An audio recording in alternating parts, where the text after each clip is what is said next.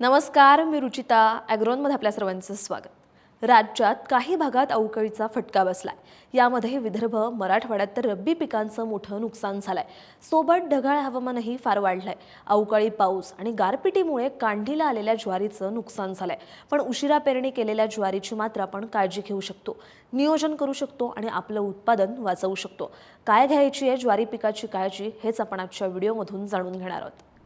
तुम्ही म्हणाल झोपून गेली आहे सगळी ज्वारी, आता तिचं काही होऊ शकत नाही. हो, खरंय.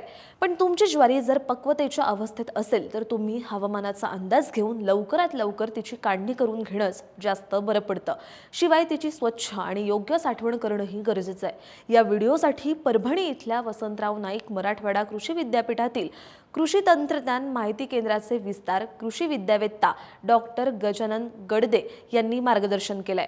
आणि आपण बोललो तसं उशिरा लागवड केलेल्या ज्वारी पिकाचं मात्र आपण व्यवस्थापन करू शकतो. यामध्ये आपण ढगाळ हवामानामुळे येणाऱ्या संभाव्य रोगाच्या अनुषंगाने फवारणी करू शकतो. ढगाळ हवामानात ज्वारी पिकावर काही बुरशींचा प्रादुर्भाव होऊ शकतो.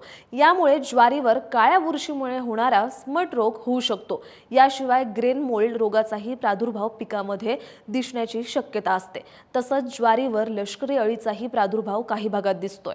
आता या दोन्ही रोगांची आपण थोडक्यात माहिती घेऊयात.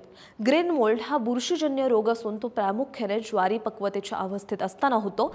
या अवस्थेत पाऊस किंवा दमट हवामान झालं तर दाण्यांवर पांढरट, गुलाबी किंवा काळ्या बुरशीच्या स्वरूपात तो दिसतो. यामुळे काय होतं तर ज्वारीची गुणवत्ता खालावते, दाणे काळे पडून कुजतात आणि 50% जास्त उत्पादन घटतं. यानंतर येतो स्मट रोग. हा सुद्धा एक बुरशीजन्य रोग असून तो प्रामुख्याने दाण्यांच्या काळ्या भुकटीमध्ये रूपांतर करतो, ज्यामुळे पिकाचं 50% जास्त नुकसान होऊ शकतं. दमट आणि ढगाळ हवामानामुळे कणसाच्या अवस्थेत असणाऱ्या पिकांवर त्याचा प्रादुर्भाव होतो.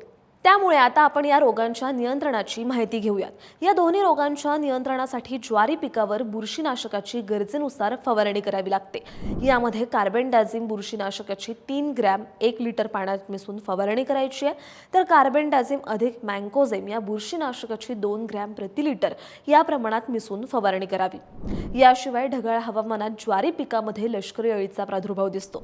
त्याच्या जैविक नियंत्रणासाठी मेटारायझिम रिलाई किंवा मेटारायझिम ॲनिसपोली 1.15% विद्राव्य पावडर 50 ग्रॅम प्रति 10 लिटर पाण्यात मिसळून फवारणी करायची आहे. पण ज्वारीमध्ये रासायनिक नियंत्रण करण्यासाठी लेबल क्लेम कीटकनाशक नाहीये. तुम्हाला ही माहिती कशी वाटली हे कमेंट बॉक्समध्ये नक्की सांगा. तुम्हाला आणखी कोणत्या पिकांबद्दल माहिती घ्यायला आवडेल तेही आम्हाला कमेंटमध्ये सुचवा. आम्ही तुम्ही सुचवलेले विषय तुमच्यापर्यंत नक्की घेऊन येऊ. आणि अशाच शेतीविषयक आणि नवनवीन माहितीसाठी ॲग्रोवनला सबस्क्राईब आणि फॉलो करायला विसरू नका.